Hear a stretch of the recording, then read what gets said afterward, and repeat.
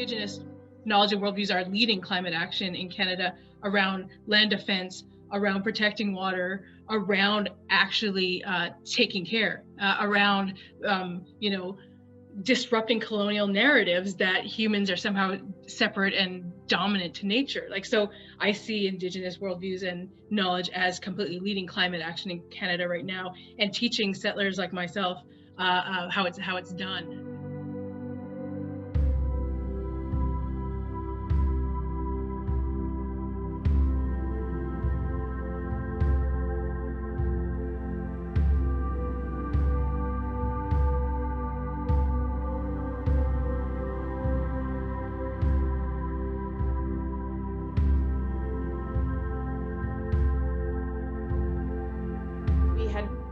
Come up with some questions when I have started to think about what Indigenous-led climate policy would look like how do we honor the land and water in our relatives?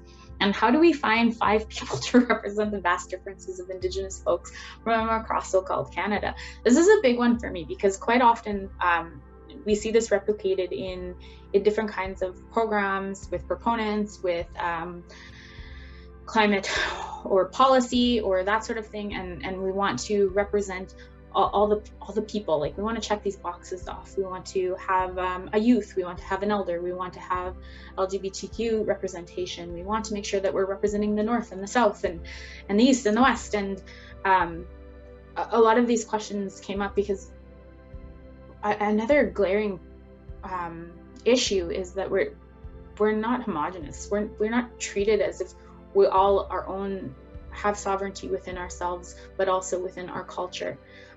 There are many different types of Cree people, as many of you probably already know, and I think that we need to start to pay homage to that idea of how we protect and defend the land, and that those generational knowledges comes through each one of these regions. So we had thought, how nicely fitting is that the so-called Canada is separated into 5 distinct biomes.